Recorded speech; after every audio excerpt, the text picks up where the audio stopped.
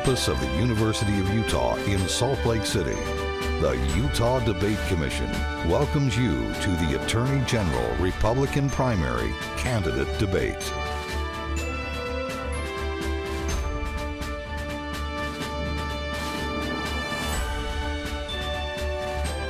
Hello, I'm David McElby. It's my pleasure to have been invited by the Utah Debate Commission to moderate today's Attorney General Republican primary debate. This event, held live on June 2nd, is part of the Utah Debate Commission's work to educate voters and encourage the civil exchange of ideas. If you're watching or listening live to this debate, we encourage your reactions and questions on social media using the hashtags UTDebates and Listen, Learn, Vote. The candidates are with me here in the Dolores Dory Eccles Broadcast Center on the campus of the University of Utah. They are alphabetically David Leavitt, Utah County Attorney, Sean Reyes, Utah Attorney General. Today's questions will be posed by myself, university students, members of the press, and the viewing audience participating through social media. The Utah Debate Commission has established the format to be used for today's debates. Candidates will have up to 1 minute or occasionally 2 minutes to respond to each question. I will specify the time in each case at my discretion. There may be up to 30-second rebuttals, and I may also ask occasionally a follow-up question for a 30-second response. A random draw approved by the candidates and held prior to the debate determined that Sean Reyes will respond first to the initial question. We will then alternate who answers first on the remaining questions. Having already referenced the candidates' current or former titles, I will address them all as Mr. from this point on. And let me note for the broadcast audience that there is no audience here in the studio today. The small number of us in this room are following all the guidelines from public health protocols and social distancing. It's important for every voter to know something personal about a candidate. And so the Utah Debate Commission crafted a question that allows the candidate to first goes, Mr. Reyes, to the following question.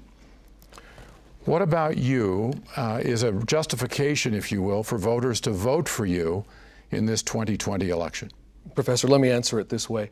I'm running because I love Utah. I love the people of Utah, and for 6.5 years, I have stood watch over this state, protecting your kids and grandkids from child sex predators and traffickers and abusers, protecting your teens from street drugs and vaping and suicide, guarding your personal private data from online hackers and cyber criminals, and protecting your family finances from frauds and scams and schemes. I've teamed with the federal government to fight back against the opioid epidemic, against elder and senior abuse and school violence. And I have stood up to the federal government when it's chosen to try to exert more control over our lands and our lives and our liberties.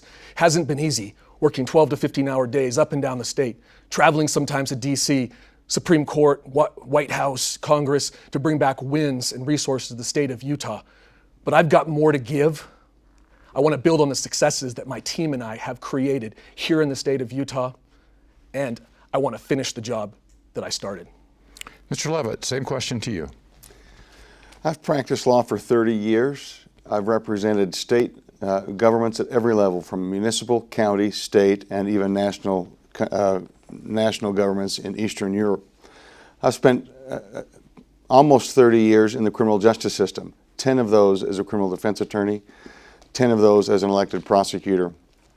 And I will tell you that our very liberties are at jeopardy. What qualifies for me to run is that I have seen the criminal justice system from every angle, as a prosecutor, as a defense attorney, and also as a reformer in the countries of the former Soviet Union. 99 times out of 100, prosecutors don't have to prove the allegations they make. That endangers our liberties, and I'm here to change that. I'm here to give power back to people, to reduce plea bargains, to increase the number of jury trials we have, and to return proper balance to government. I commend you both for being so spot on time. Next question is from Olivia Erickson, a student from Weber State University. Ms. Olivia Erickson, and I'm a student at Weber State University.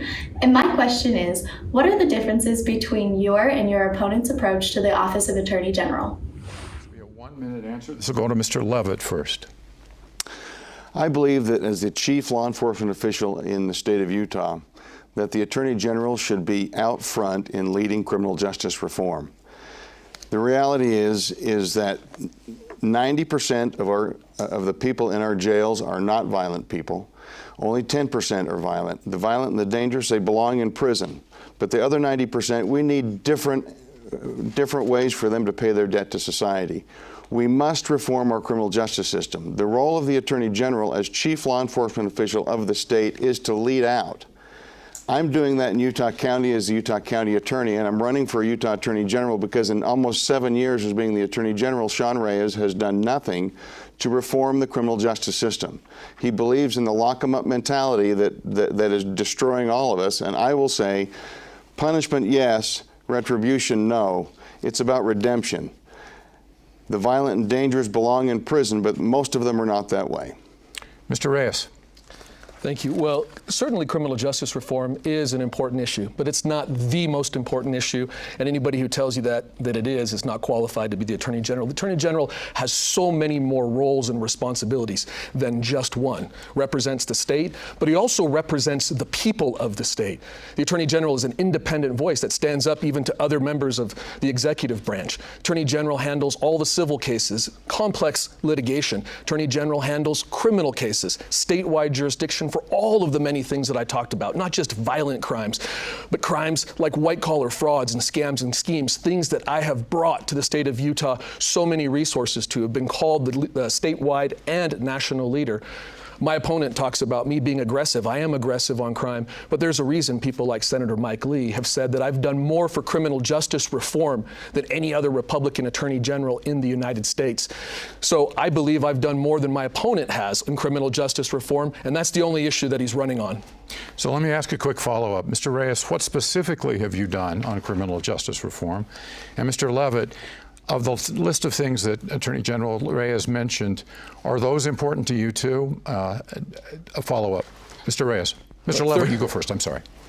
Absolutely. The Attorney General represents every state agency in government, and I have the experience necessary both as a city attorney, a county attorney, and as a lawyer who has advised the nations of Ukraine and Moldova. I understand how government works, and I understand that the role of the Attorney General is broader than criminal justice reform, but I will say criminal justice reform is the issue of our generation, and the reason why Mr. Reyes doesn't want to talk about it is because he hasn't done it. Mr. Reyes. I've prosecuted some of the biggest drug cartels and traffickers, but helped addicts and low-level offenders get treatment, Professor, rather than incarceration. Helped Congress and the White House pass the historic First Step Act. Didn't see my opponent there doing anything on that. It expands rehabilitation, reduces mandatory minimum sentences. I've brought reintegration programs like the Other Side Academy and One Voice here to the state of Utah to train them job skills. I've worked especially with juvenile justice, HB 239 to pass that, indigent defense, the Rocky Mountain Innocence Center, drug courts, restorative justice. I have been standing and leading here in the state while my opponent's been in the Ukraine for most of the last decade. Let's go to a question that was suggested in your answers, which is the following.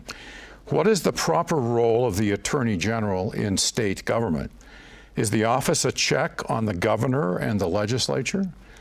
If the Attorney General is a lawyer for the state, why does the governor and the legislature have their own lawyers? This one goes to Mr. Reyes first. Yes, absolutely. The Attorney General has an independent voice and role, which is one of the reasons why I have strongly and always said the AG should be an elected official. Some states appoint, but there's a reason why we elect. Because the governor and no other executive is an emperor, and they need at times to be checked. So there's checks and balances that we have within the different branches, but even within the executive branch, far too much power to vest in one person. Appointed AGs, they have a hard time speaking and acting independently. So an elected AG is absolutely necessary to be able to represent the people. Now, there are times I represent the governor, there are times that I represent the state agencies, but I also have independent parents patriae power to bring lawsuits on behalf of the people, which we have done. Now, don't get me wrong, Professor. I agree with the governor a lot of the time. We work collaboratively together. We try to find ways to get things done. But I don't agree with him all of the time. And when I need to have independence, I need to be able to fight for the state of Utah based on and be responsible and accountable to what the people of Utah said. Now, some people say you can still do that again with an appointed attorney general. I say no. You have to be able to be directly accountable to the people so that the AG can bring forth all of the different types of things. Criminal justice reform, like I've talked about, being hard on crime, unlike my opponent, fighting child sex crime, fighting traffickers, fighting drug cases.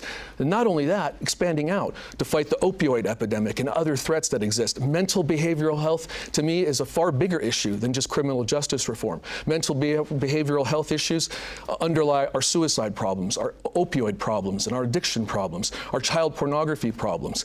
And we have not done a good job as a state or a nation on addressing mental health.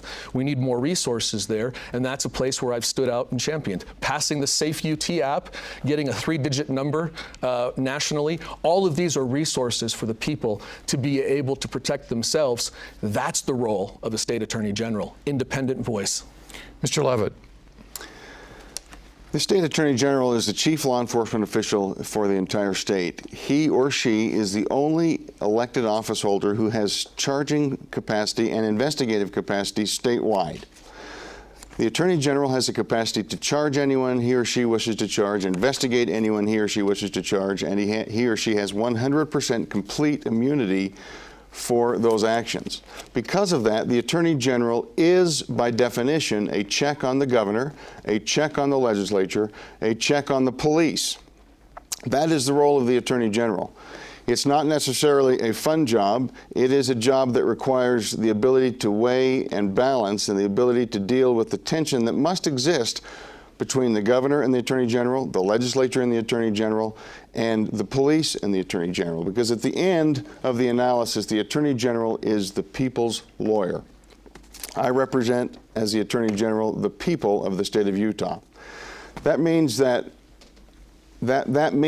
when we are dealing with important issues such as public lands, that I look at the people's perspective, the people's needs. When I'm dealing with issues such as criminal justice reform, I understand that it's not simply about locking everyone up. The violent and dangerous, they belong in prison.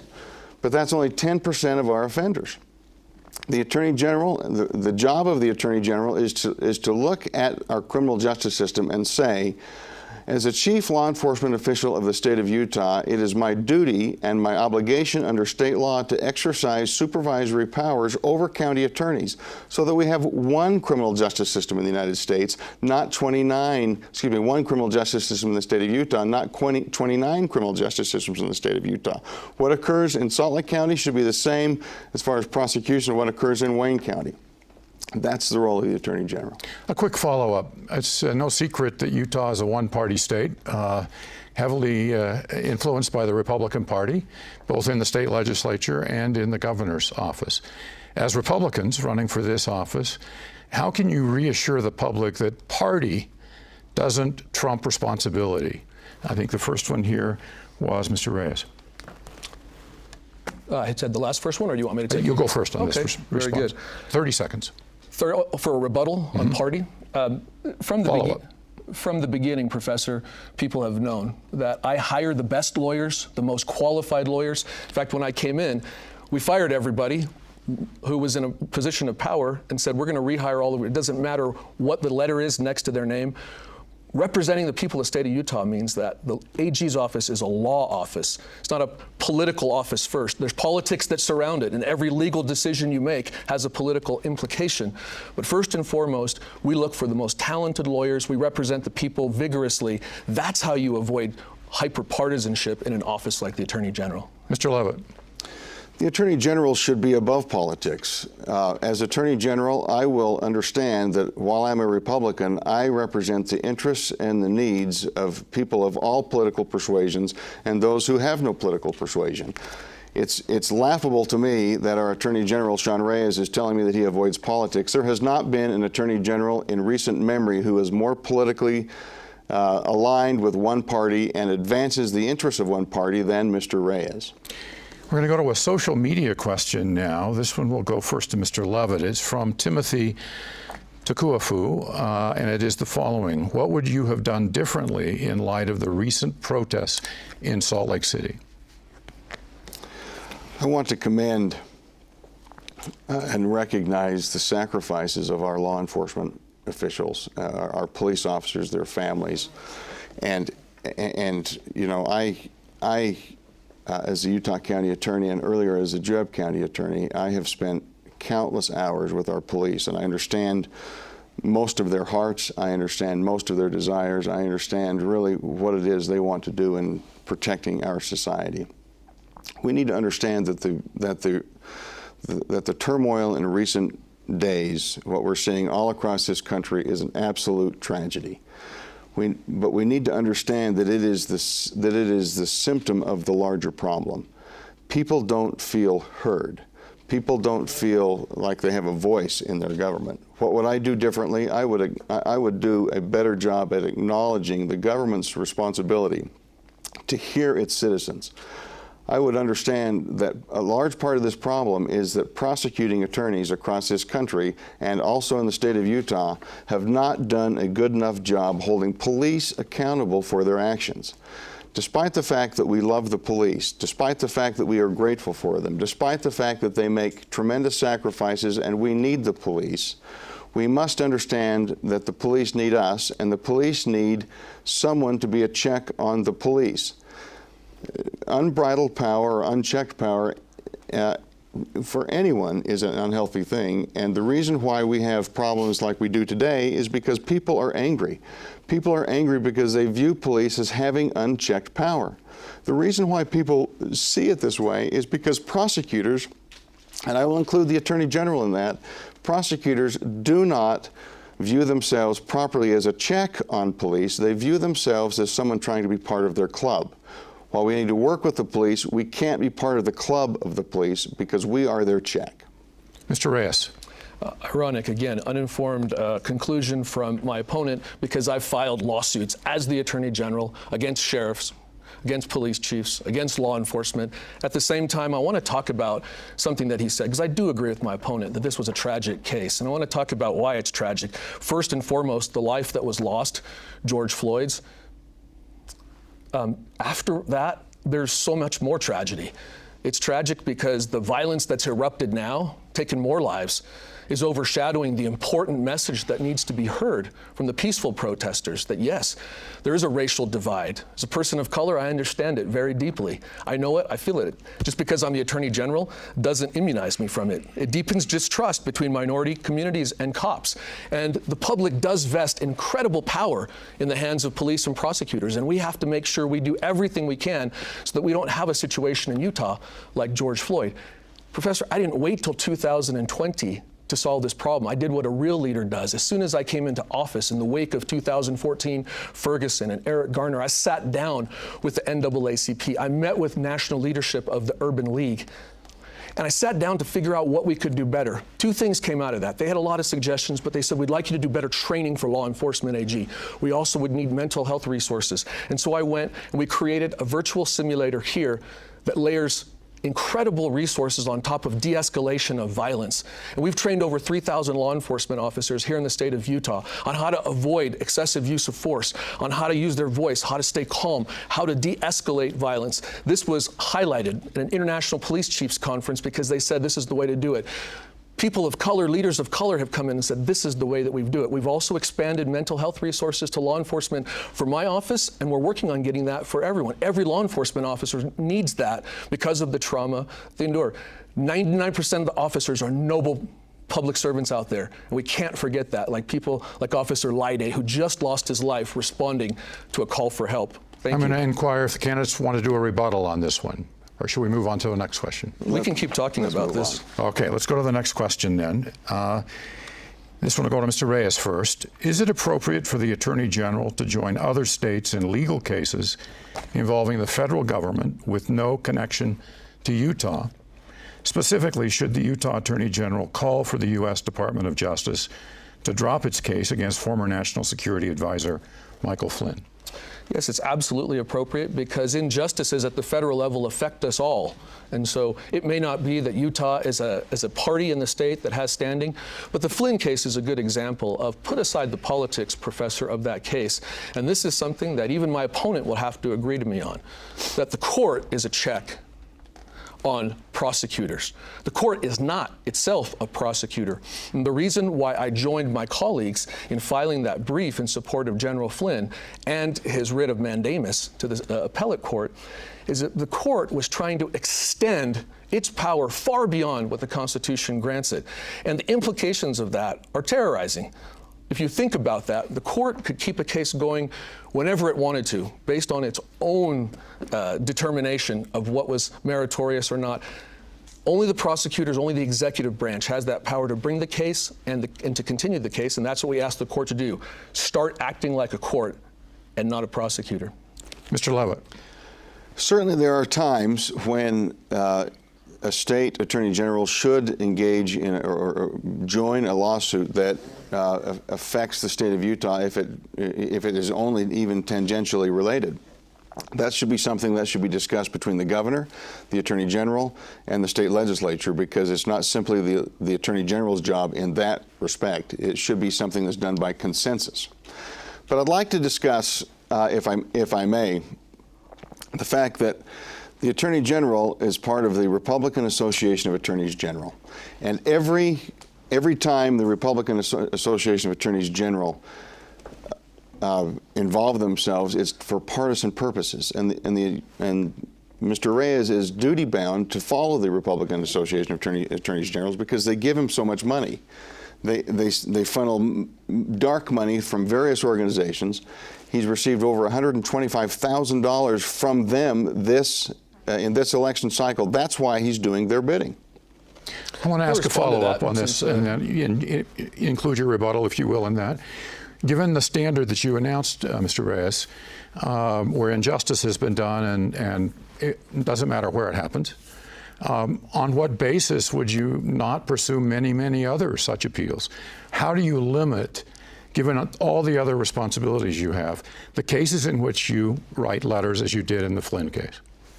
First of all, writing the letter doesn't take resources, enormous amount of resources. So just to be clear, we were not writing the brief on that case. Look, this is an important point. And again, my opponents made some, allegations based on campaign rhetoric that I'm somehow duty-bound to an organization.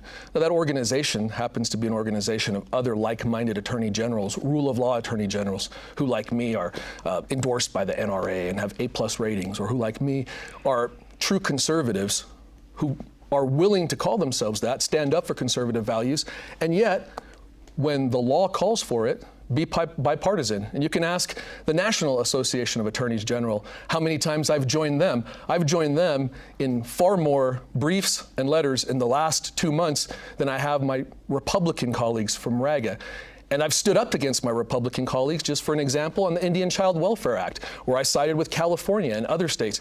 It shows my independence, but also the ignorance of my opponent to, again, keep pointing those things out. Pure campaign rhetoric, pure nonsense. Mr. Levitt.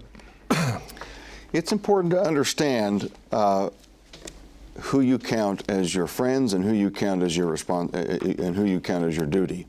If you look over the Attorney General's record over the last 7 years, he is absolutely connected with Republican partisan politics and the causes which they espouse. That's where his money comes from. That's where his heart is. That's what we have seen over the course of 7 years. It would be one thing if the Attorney General, if it were clear that the Attorney General's interest was simply about being the Attorney General and advancing the interests of Utah. But we have seen over and over and over again that is not what's occurring with Mr. Reyes. Mr. Reyes simply goes where the money is and accepts the money, and that's what you've gotten. And if you want another 7 years like that, then that's what you get with Mr. Reyes. We have a media question up next from Brian Malahi, KUTV. Brian. Contributions to the Attorney General have been raised as an issue in the campaign. Quite simply, is the Attorney General's office transparent enough? And if not, what specifically should be done to make it so? Mr. Levitt, you go first. If I were Attorney General, my first 30 days in office would be to ask and to draft legislation that would limit campaign contributions for the Attorney General as an office, because the Attorney General is unique in state government in the sense that he or she is the only person who has complete charging and investigative capacity in the state of Utah. We have seen over and over and over again that the Attorney General, not just this Attorney General, but for the last 20 years, Attorneys General have put a for sale sign on the office of the Attorney General. Mr. Reyes, for example, accepted $50,000 from a brine shrimp company. Why does a brine shrimp need an Attorney General? It defies logic when you look at the quantity of dollars that come from special interests, and that can only the only conclusion is that the Attorney General's office, as it has been in the past, is for sale. I will restore ethics and accountability to the Attorney General's office. Mr. Mullahy's question for you, Mr. Reyes. Yeah, first of all, I've supported reasonable campaign finance reform. I even supported a bill that put limits on what the Attorney General's office can do fundraising. Secondly, look, there hasn't actually been an allegation that any decision that I've made in my office to investigate or not to investigate, to prosecute or not to prosecute, has been influenced by any campaign. It's easy to throw allegations out as a campaign, but no one's ever even bothered to investigate it because there's nothing there. It's not true. The people that donate know they get no special treatment. They know that they have no influence that they're buying. If they think they're getting that, terrible investment. Why? Google's a good example. They were an early investor. I'm leading one of the most massive national investigations of Google. And because of me, Google ended up getting fined by the EU multiple billions of dollars. So there is no for sale sign. I came in and the University of Utah actually gave me an award here from the Daniel Center for ethics for doing what we've done, separating the campaign team from the office team so that no one on the campaign side is ever influencing a decision on the office and no one in the office is ever doing anything on the campaign side. It's simple. We've done it. We've cleaned the office up, restored integrity and trust, and if my opponent can't see that, it's not my fault. So a rebuttal, and we're going to add 15 seconds because of the override on time there. Thank you. The Center for Truth and Democracy in Government filed suit against the Attorney General's office, seeking to find his relationship with the Republican Association of Attorney Generals.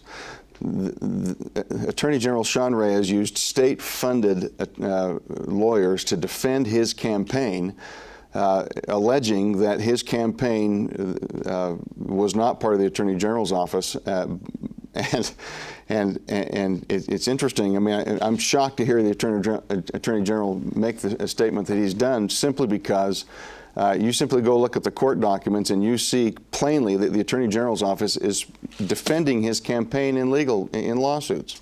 30-second rebuttal. Not true. The campaign hired its own legal counsel, Lowry Snow and others. The only thing that my office did was reference that questions coming into them and inquiries were not for them, it were for the campaign. Again, you see how my opponent will say anything to get elected, twists everything to make it sound pernicious and sinister. No, we're doing it the right way. We win the right way. And if you want to talk about money, can we extend and keep talking about money? Because my opponent has 30 seconds, but with a pointed question, if I could, for both of you. Quite a track record of raising. Your predecessor, Mr. Reyes, had some controversy about campaign finance issues, and a recent controversy has arisen about a donation to your campaign that was not given to charity or otherwise refunded. I'm talking about the Kingston money. Sure. When this happens generally in campaigns, as I said, either refund it or give it to charity. Mr. Crooks on your staff said the money had already been spent and therefore there would be no refund. Would you explain that justification to us as you respond to the extension? Sure, and just to be clear, the governor, many other legislators, and many other organizations took money the same time I did back in 2014, and they all said the same thing. We've already spent it. And I'll admit, my campaign made a mistake, and I'll own that. but it wasn't an illegal mistake, it wasn't an immoral mistake. It was a good faith mistake to try to go above and beyond. And what my campaign staffer said is, everybody else said we've already spent it. If we're able to, we'd like to put it in escrow and wait and see. If the federal government can make their case, we don't want to give it back to that company, Washakie, we'll give it to the federal government. We did nothing wrong, it was a mistake. He found out after the fact from our own FEC lawyers that you can't take money now and segregate it from previous donations. So again, a lot to do about nothing. He made a mistake, we've owned up to that mistake. There's nothing sinister about that. And you can imply a lot of motives. There's a mistake in Utah County recently involving businesses that they outed. People can make assumptions about that, whether my opponent was trying to retaliate for political reasons. I'll leave it Okay, at that. Mr. Levitt, we'll add 15 seconds as well because we went a little over. Just make sure you have the same amount of time. Thank you. It's an interesting argument to say that everybody's doing it. Well, the governor's accepting contribution from known criminal families, that the legislature is accepting dollars from known crime families. The difference between the Attorney General and the other two groups, the governor and the legislature, is that the Attorney General is the person who investigates these people. Now, he accepted the money while they were being investigated by the federal government, and it's interesting, or shortly thereafter, and after he learned of the investigation, he never gave it back. It's interesting to note that the overlap between federal crime and state crime, it is very interesting to say that the federal government convicted these people of the largest fraud in Utah history. It strikes me as somewhat odd that the Attorney General's office didn't even have its own investigation regarding state law violations. Why didn't the Attorney General's office investigate the Kingston crime family during the same time period? Could it be that the fact that they were giving money to every Utah politician have something to do with it? I think it probably did. I think it's important that we allow you both to respond briefly, but then we're going to go to a break. Mr. Reyes and then Mr. Levitt. I don't know where he's got to fact check his stuff. We took that when that company was one of the darlings of Utah, donated to the Utah Jazz, University of Utah. No one suspected them of what we later found out was tax fraud. And so once we found out, that's when we said we'd like to segregate the money. So this whole notion, and again, you can see the credibility of my opponent, trying to say that I knew they were a criminal syndicate while I was taking the money. We absolutely wouldn't have taken the money if that were the case. Again, innocent mistake, trying to go above and beyond, and my opponent continues to try to mischaracterize and in fact just plain out lie for his own political benefit. Mr. Levitt. You know, Mr. Reyes took that donation on 3 separate occasions. The last one just a few short weeks before this all came to a head. I mean, for him to say that he is lily white on this is an absolute, it's laughable to me. The voters are simply going to have to see who they believe. But the reality is, it is just absolutely wrong to take the kind of money from anybody. $50,000, that's ridiculous. Check the record. Okay, we're gonna call it there for a moment. If you're just joining us, we're about halfway through a very engaging debate featuring Republican Party candidates David Levitt and Sean Reyes, competing for the office of Attorney General. I'm David Magleby and am moderating today's exchange. You can contribute your comments and questions to the live broadcast on social media by using the hashtags UTDebates and Listen, Learn, Vote. Let's get back to more questions. This one will be from Dan Harker, a BYU student. It'll go to Mr. Reyes first. Do you feel that criminal justice reform is necessary? And if so, how would you approach criminal reform, especially concerning how the state conducts plea bargains and prosecutes nonviolent drug offenders? Mr. Reyes. Yeah, before I answer your question, David, I've just got to finish up.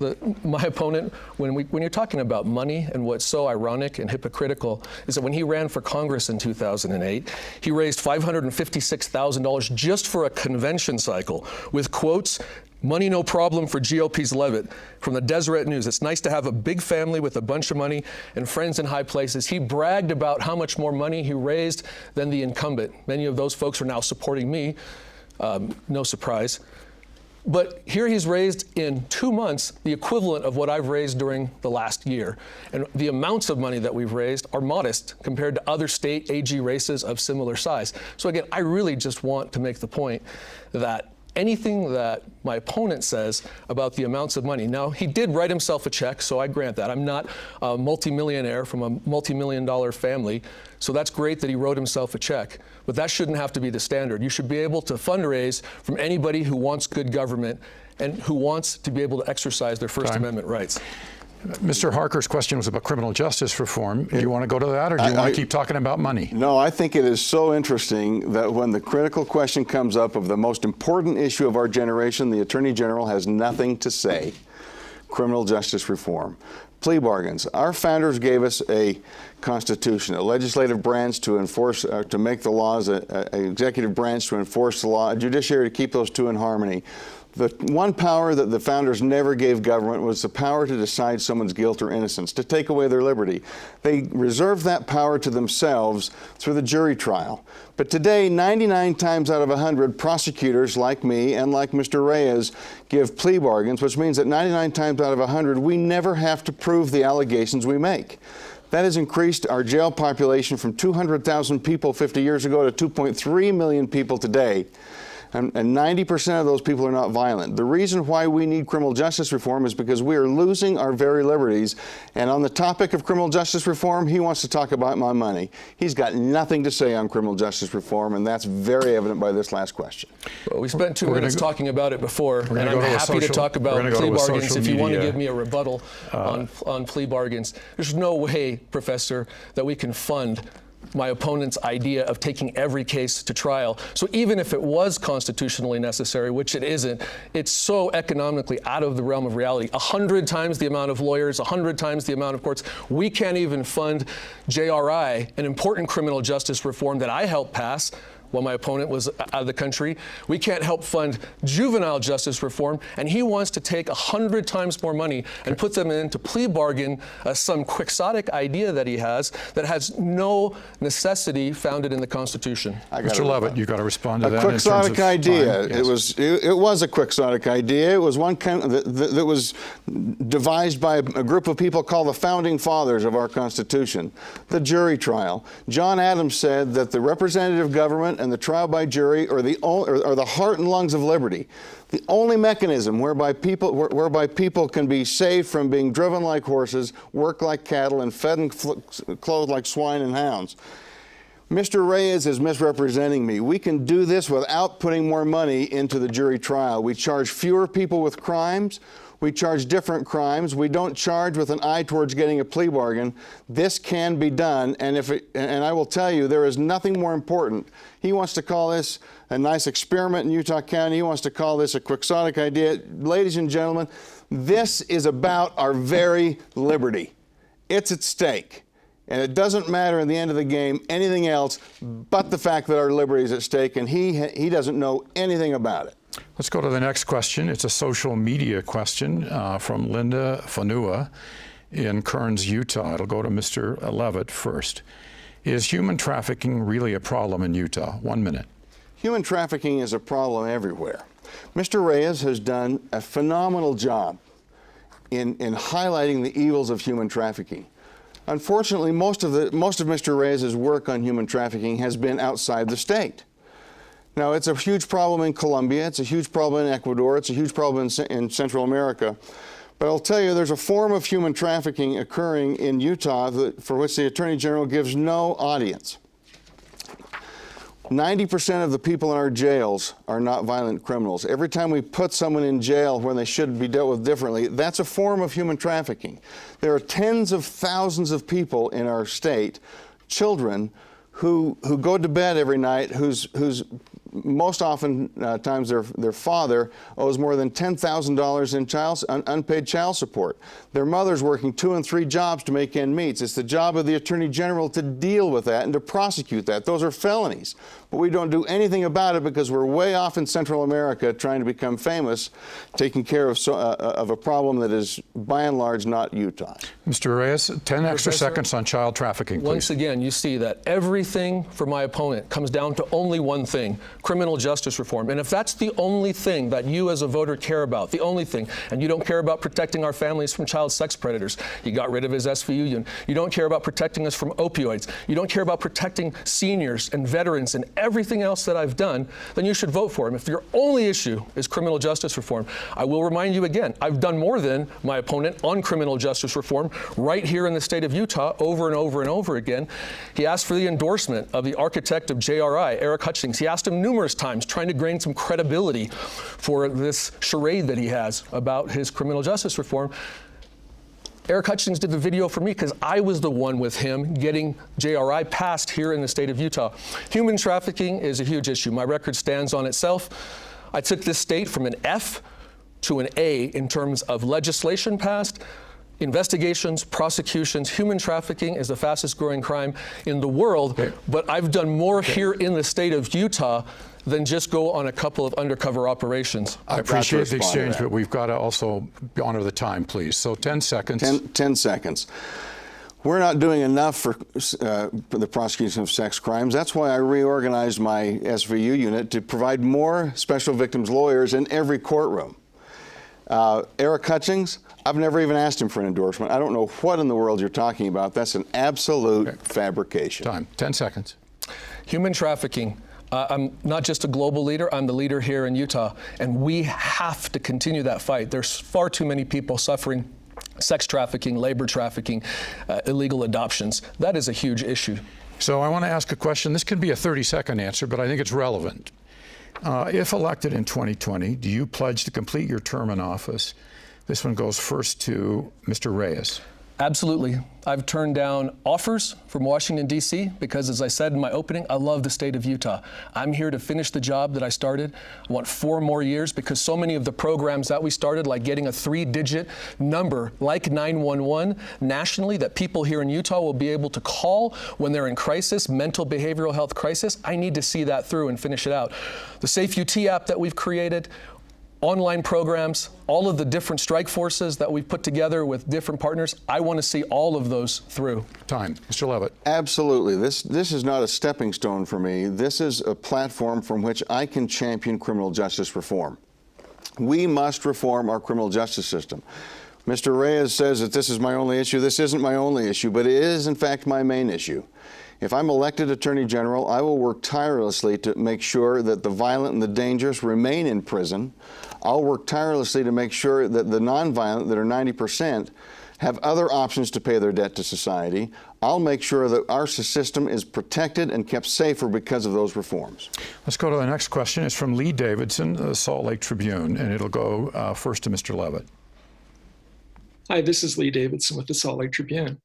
The Attorney General's office recently worked to bypass the normal procurement process to secure a sole source $750,000 contract with Banjo to use its massive surveillance system. The state later cut ties with Banjo after revelations that its founder had ties to a white supremacist group. What lessons were learned from that, and under what circumstances should the state bypass normal procurement processes? 1 minute, Mr. Levitt. The real issue here isn't the past of Banjo's founder. He was a young boy from a hard and bad family, or a dysfunctional family. That's not the issue. The real issue here is the fact that the Attorney General, whose job it is to make sure that state governments' contracts are legal and follow procurement guidelines, absolutely ignored the contract and gave a nearly $21 million contract to a company whose technology was still being developed and rolled out. And the purpose of that contract was to be able to aggregate and collect all of the video data feeds of as many cameras as they could, just like Person of Interest on television, and it violates so many of our civil rights because it gives us the contract gives us no freedom to really to understand what they would do with that data. The Attorney General was absolutely irresponsible in what he did with the Banjo contract. Mr. Reyes. We don't give contracts. The legislature appropriates the funds, so we have no control over what the legislature does that way. We abided the procurement process. Lee might not realize, but the Tribune wrote a retraction, including Ron Mortensen in his opinion, saying, sorry about that. We didn't do a good enough job looking. We never bypassed the procurement process, certainly not for a $20 million deal. That was all done. Everything was done properly. But if you want to talk about Banjo itself, it did no facial recognition. Banjo took in no personal private information. People like Senator Mike Lee and his team looked at Banjo, gave it their blessing, said this is great, because if we can protect people's safety but not violate liberties, that's what we want to do. And that's my point. That's what I do all of the time. Technology can help us so long as we're not violating privacy. Public safety cannot destroy liberty, and my office has never contracted an entity that gathers personal private information. I created an outside committee to audit surveillance. I support an independent privacy officer, and I'm going after Google and many others who are right now doing far more to violate the privacy interests of Utah citizens. I'm going to ask a quick follow-up, because holding aside the Banjo question, there's been quite a few contracts issued without the normal procurement process, including Test Utah and others, cell phone apps and other things. You're the Attorney General, or running to be Attorney General. What will you do about the procurement process going forward? And this one goes first to Mr. Levitt. It's important to follow the money. You look at RAGA, Republican Association of Attorneys General, you look where they get their money, from where they get their money. They get it from organizations called Judicial Crisis Network, where they don't have to report their donors. So people give money to people that don't have to report, who give to RAGA, and then RAGA gives to the Attorney General, and somehow we wind up with contracts that bypass the procurement standard. Go figure how that happens. Mr. Reyes. Again, we abide all the procurement standards. We don't appropriate money. That's the legislature. RAGA has members like Google and Facebook, which I'm suing right now, are massive investigations that we have documents because we believe that they violated the liberties of Utahns. We sued Equifax, also a member, for exposing 1.2 million Utahns and their data for $600 million. We sued Volkswagen and got $20+ billion back for consumers. Time. So that's what it's about. Okay, let's go to the next question. We've had so much fireworks here. I got to make sure I'm keeping track. It's a Deseret News question that's been sent in. I'll share it. What specific steps would you take to curb white-collar fraud, particularly those who prey on older people? And I think this one goes first to Mr. Reyes. Thank you. Frank Abagnale from the FBI, from the movie Catch Me If You Can, he's a great advocate, speaker around the country. Richard Best, the former director here in Utah for the SEC, said that I'm the best attorney general that they've ever worked with in their careers. Why? Because I created for the first time a standalone white-collar fraud unit in the AG's office to put significant resources, recruited some of the best. We have an aggressive reputation. The SEC brings us cases. The FBI brings us cases. I co-created the Utah Financial Fraud Institute, the Stop Fraud Utah Initiative. I've led dozens of successful cases, including a $70 million Ponzi scheme case. That's the second largest. ID theft, I've created the Economic Crimes Task Force. We combat spoofing, robodials, and phishing. Data protection, again, I've talked about. My point, my opponent can't hold a candle to what I've done in terms of all of the different programs for offering fraud, affinity fraud, Medicaid fraud, insurance fraud. Mr. Levitt. I've said this many times, and it's not something that I enjoy saying, but the reality is, in the state of Utah, it is easier to steal $10,000 in this state than it is a Snickers bar from the local convenience store. Why? Because all of our law enforcement, the vast majority of our law enforcement resources go toward looking for these kinds of nonviolent offenders. We need to understand that if you steal someone's money, that's an offense of violence. If you don't pay someone what they're owed, that's a crime of violence. We must do a better job refocusing our crimes to the crimes that hurt people. Simple possession of drugs, it hurts society, certainly, but steal $50,000 from an old couple, that devastates people. Financial crimes are crimes of violence. Elder abuse are crimes of violence. not paying your child support is a crime of violence. It's something that we must do a better job in Utah. We're learning a lot today about the role of the Attorney General in Utah. It's an office that's not as well understood as some others. So let me ask a question of both of you. What role does the Attorney General play with the county attorneys, and should that role be changed? Mr. Levitt, 1 minute. The Utah Attorney General arguably is the most powerful position in all of state government because of its control over the prosecution of crime in Utah. By state law, the county attorney, by state law, the Attorney General is authorized and obligated to exercise supervisory powers over the county attorneys. Now, we want to have local control as county attorneys because we have to have some independence to understand how for differences in local questions. But what happens in Weber County should be the same that happens in Washington County. I will tell you this: I've been the county attorney in Utah's second largest county. I'm all over the place on criminal justice reform. And you know what? In nearly 18 months of being the county attorney, today is the first day I have ever seen the Attorney General. I've never spoken with him on the phone, and the Attorney General should be out there leading county attorneys, and he can't say he's leading them because I've never seen him. Mr. Reyes, 1 minute. That's funny because I'm out and about up and down the state of Utah. That's why so many county attorneys are supporting me in this race. So many sheriffs, so many chiefs. Maybe the reason I haven't seen my opponent is because I've been fielding calls and complaints about him so often in my office. There's no other public official in the state that I've received more calls and complaints of from leaders and citizens. So I don't want to get into all of that. Let me go back to one point that he made for me. Before I became the Attorney General, no one was paying attention to white-collar crime. We were known as the Ponzi capital and scheme capital of the world. And I came in and we've changed it. Now I have attorneys general from other states calling saying, hey, congrats on flushing all the cockroaches out of your state, chasing them out. That's great. You're protecting your citizens and your seniors. But what do we do now? Let's work and help together.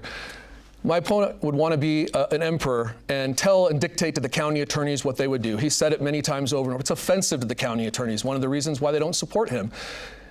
We have supervisory power in coordinating with the county attorneys, but they're independent elected officials. The state should not be dictating to counties what the counties are supposed to be doing. Thank you. We are really out of time, so I'm going to let you say whatever additional things you want to say in your closing statements. I've forgotten who goes first. Mr. Reyes. Mr. Reyes first. Sure. In these uncertain times, there are things that we'll need to change going forward to keep Utah strong. But Attorney General is not one of them. I returned honor and integrity to the highest level of our office. Now Utah is safer and stronger than ever. Let's keep Utah strong. I work my heart out. I win in court. I stand up to threats so you can sleep at night. Let's keep Utah strong. I'm endorsed by over 100 Utah leaders, sheriffs, county attorneys, mayors, commissioners, councilmen, members of Congress, legislators, because they know that when they call, I'm there. When veterans and seniors need my help, I'm there.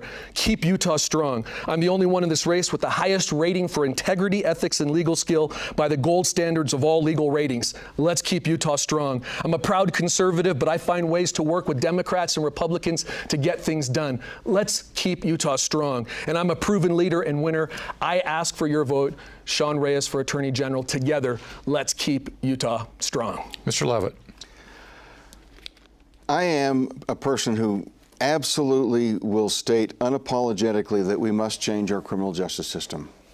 That means that I am disrupting a system in which everyone is comfortable. Yes, I make people feel uncomfortable, but it's not because I'm not doing my job. It's because I am doing my job.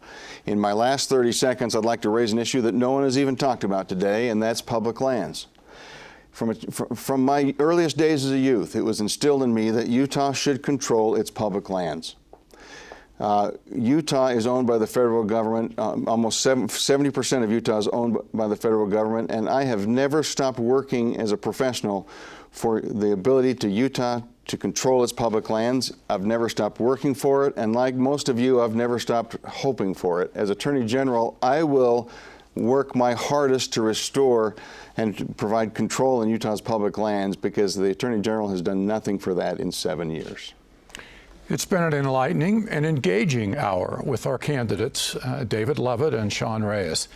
They are both Republicans running in the primary election contest that will be decided on June 30th. Thank you both for participating Thanks, Professor.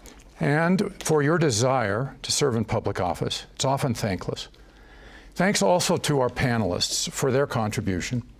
A special thanks today to the efforts of Karen Hale and Wayne Niederhauser, co-chairs of the Utah Debate Commission Board. We appreciate the many hours they spend leading the commission and working to bring Utah voters these debates.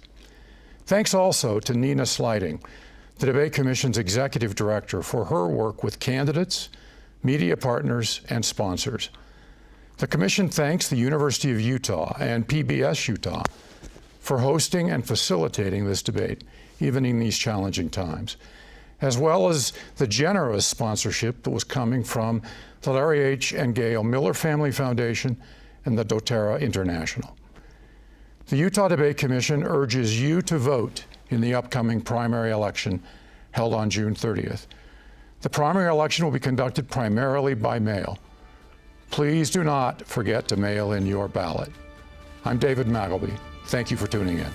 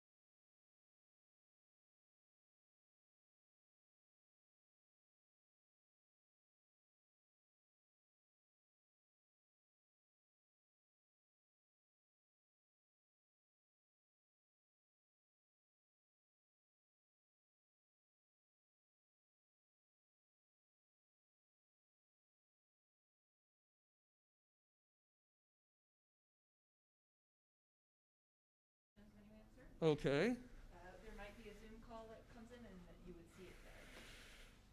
Zoom. Hold Hold on. on. Thank you.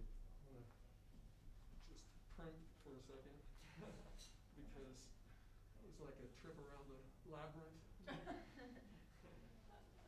The Minotaur was awaiting around the corner. Well, that's you all. It's a challenge they built it. Yeah, this studio I get lost in all the time. Kind of wanted to show off my hang loose mask for a second. Ben, what do you have? It's like a Shazam or. It's Bowie. Oh yeah, okay. That's Oh, you have a new one today. I like it. Anybody else with creative? Not so much. A bit of color at least. No? They were remasked, didn't you? You got them on. It's awesome. I'm just saying. Let's take questions now for the Attorney General. Thank you. Thank you. Anybody on the Zoom? There are a couple people here. I'll defer to them. All Or do right. you want me to go first? Go first. Okay. General Reyes, how do you think that you did in this debate? It was quite the spicy debate. Oh, it was good. I think we were able to address some important issues for the people of Utah and dispel a lot of misinformation that my opponent somehow had gathered. But yeah, if you've ever been in the closing sessions of budget hearings at the legislative session, that's kind of like what it's like right there, President. Right? It's pretty intense. So very much appreciate the media for covering it, the debate commission partners. Thank you. I think I said it there. My record stands. I've been a champion for standing up to protect Utahns from not just physical harm and violence, but all sorts of other threats, including opioids, including suicide and other mental health challenges. And I think that that is one of the biggest challenges that we have going forward as a state and as a nation, mental health issues. And while I didn't get to talk about it enough in there, one of the things that the Urban League and NAACP had asked me to do in the wake of 2014 in Ferguson was to consider getting more resources for law enforcement to be able to have access to therapy and specialists who deal with PTSD and high trauma situations with murder cases. And I think that Utah has taken great strides and done a very good job between that and the virtual training program that we have, being able to help not only empower law enforcement men and women to protect themselves, but to also protect everybody else in the environment around them. As they do the repetitions in the simulator, they get more of a clear understanding of how to react and respond, how to de-escalate violence, how to appropriately use force. And I think you saw some of that training on display throughout the state of Utah. I think you saw, I heard from citizens who called me to say, thank you for doing what you're doing because it shows. I was on a radio interview and they were saying, I really think Utah's doing it the right way because our law enforcement men and women, we're certainly not perfect, but we are taking great strides. And again, this is a program that's been in place for many years. I'd like to continue it, expand it. I think it should be mandatory for all law enforcement. The Fraternal Order of Police that are endorsing me, they think that this is a worthwhile program. People like my good friend, the former Utah County Sheriff, Jim Tracy, who ran the Sheriff's Organization. He loved the program. He wanted every law enforcement officer, which I think ties into a bigger and greater discussion about what we're facing right now. There's the race side of it and the distrust for law enforcement, and some of the things that we can do as law enforcement leaders is to try to empower our men and women to never be in a situation where we saw what happened with George Floyd. Inexcusable, should never have happened. So yeah, I think things like that, the mental behavioral challenges that we have, not only for law enforcement, but for our entire population. We see suicide being the #1 cause of death for teens in our state, which is why we created the Safe UT app. And with Chairman Pai now designating a 3-digit number, We just have to build the infrastructure in our state. Another reason I want 4 more years to be able to make sure, just like when you call 911 for a physical emergency and there's someone there who can react and respond, when you call, if it's 311 or whichever number they finally designate by the FCC, you'll have mental behavioral health experts on the line to be able to triage important situations where people are ideating suicide, they're cutting, they're considering other forms of self-harm or harming someone else. These are things that affect homelessness, they affect intergenerational poverty, they affect a lot of our other abled population, and they're very vulnerable populations. Our veterans have an extremely high rate, and people seem to forget about them when they come home from war and battle. That's why I created a program called the At Ease program, which combines resources, pro bono representation from private law firms. So the federal government didn't have resources, the state government didn't have resources, so I called around to private law firms to say, please donate. And we've compiled thousands of hours to be able to donate to men and women in uniform who need legal help and services, and not just for that, but again, for mental behavioral health resources. So all kinds of stuff I could talk about. You know, we probably got into 1/10 of the different topics that I was hoping that we would be able to get into, but it's the nature of debates. Emily. Hi, A.G. Reyes. Hi, Can you hear me? I can. Did you got our answers to the survey, I hope? And I did, and actually, I need to reach out to you to schedule something else, but we can talk about that later. If you want. Great. So I wanted to ask you about this endorsement by the Utah Fraternal Order of Police. Given recent protests of law enforcement's treatment of marginalized communities, what should voters make of this endorsement? And I'm not just talking about the death of George Floyd, which kind of seemed to spark all of this, but Utah has also had numerous cases where officers have used deadly force. So what do you think Utah voters should make of the endorsement? Well, the Fraternal Order of Police represents the 99+% of law enforcement who are brave men and women who run towards danger while the rest of us are running away. I was in the hall just talking to some of our brave officers here on the University of Utah campus, Reggie and Officer Olson. And I spent some time with Ashley Lyday and the family of Nate, who sacrificed his life rushing into danger, trying to help another citizen. And so the Fraternal Order of Police represents the best of what law enforcement stands for. Is it possible that there are members of that organization, just like members of law enforcement more broadly, that have issues and don't deserve to wear the badge? Absolutely, it's possible. That's why it's incumbent on me as the state law enforcement officer to work with organizations like the FOP. And one of the initiatives that I talked about, Emily, the mental and behavioral health component of that, I've worked with Brent Jex, I've worked with Jim Crowley, who's passed now, and the FOP ever since I came in to try to expand those resources to make sure, again, that our law enforcement officers who do run into danger, who are put into no-win situations often, are best equipped to deal with it, not just from a physical standpoint, but mentally, emotionally. FOP does a lot of good. They were there with a check for Ashley and the family, just like our 1033 Foundation. And so one of the tragedies of the George Floyd case, as I mentioned in the debate, of course, foremost is the death, taking of the life of Mr. Floyd and some of the other deaths that resulted in injuries. But one of the other tragedies is that it overshadows, again, all of the good work that our law enforcement men and women do. I mentioned it earlier, the people vest enormous power in police and prosecutors, and we have to make sure that we never abuse it. And so it is incumbent on us to continue what we're doing in Utah, but to do even more. And as these events have unfolded for the last several days, I've been on the phone with many leaders of color around the state, even around the nation, to talk about what we can do better to heal the nation. to build more trust between law enforcement and the communities that they police. Again, nothing can excuse the conduct that we saw from those officers who didn't deserve to wear the badge.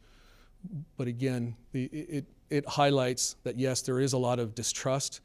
It widens the gap for this divisiveness. And I mentioned earlier too, as a person of color, I grew up summers in a very rural community, Cowtown in the Big Island of Hawaii, working farmland and ranch land. So I love lands and public lands, but during the school year, it was in downtown LA, a lot of gangs, a lot of violence. And my family had kind of a, love-hate relationship with, we loved the police because sometimes they were the only thing standing in the way. If it wasn't the police, then it was my dad's guns that were protecting us. But I also on the streets saw how some officers treated persons of color. And at times I was even afraid myself. And so now I think I have a unique bridge to be able to bring stakeholders together like I did in 2014. I was co-chairing at the time, the Civil Rights Committee for the National Attorneys General Association, bipartisan group. And it was very healing to be able to bring people in good faith to try to really make a difference, Emily. So what your original question, what should the viewers make? The FOP gave me that endorsement a while back. I'm proud that I stand with law enforcement. I'll never apologize for that, just like teachers and other great public servants. I love them. I love educators. I love law enforcement. But like any group, there are some bad apples in the bunch, and we as law enforcement leaders have to continue what we're doing, virtue training, mental health, behavioral health, and find even more ways to assure ourselves that in Utah, at least, we never see a situation like the one that occurred with Mr. Floyd. Thanks, Emily. That's all our time for this session. Oh, shoot. Thank all you right. very much. Thank you. Appreciate it.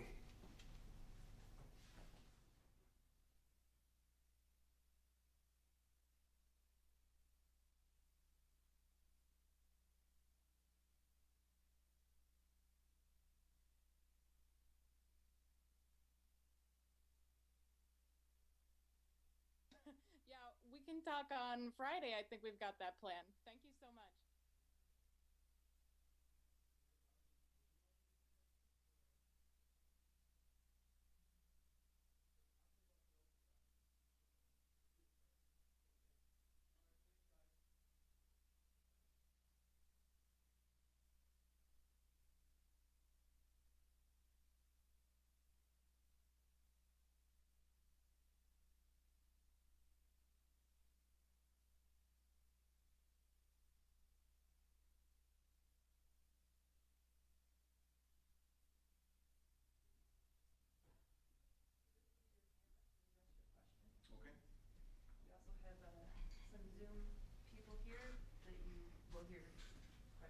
He didn't touch this bottle. Okay. That's a brand new bottle. Thank you.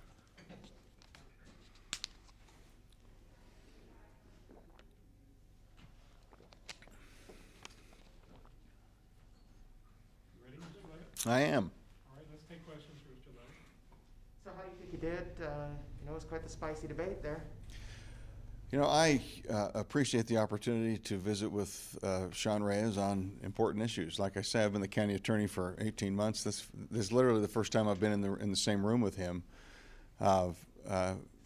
despite the fact that I've been the county attorney. And so, really, I welcome the opportunity to discuss these issues because they're hot topics. And I ran for Utah Attorney General because with the purpose of describing to the people of this state why we need criminal justice reform, and this is a great opportunity to do that. And I'd really like to express my gratitude to the Utah Debate Commission and for all of the staff who've put this together, because clearly there's been a lot of work going into this, and I'm really grateful for the opportunity to participate. The most recent polling, of course, showed you as kind of the underdog. What are you doing in the next few weeks to kind of, gain, gain some ground, win some voters in the June 30th primary?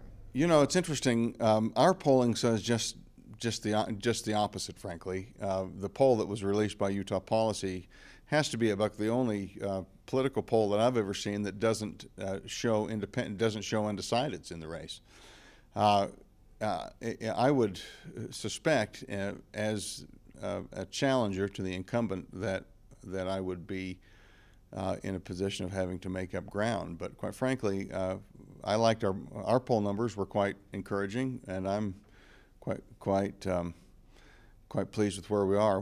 Your next question is, what are we going to be doing in the next several weeks? Well, we're doing everything we can to get our message out. We're on radio, we're on YouTube and Facebook and social media. We're sending, lots of stuff. We'll be trying to reach voters in every way possible.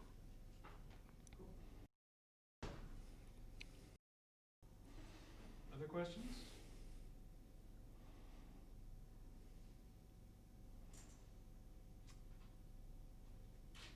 Any Zoom questions? You let me off easy. Well, there was a lot covered in that, so. Well, apparently we're done. All right. Thank you very much. Thank you. It's nice to see you all.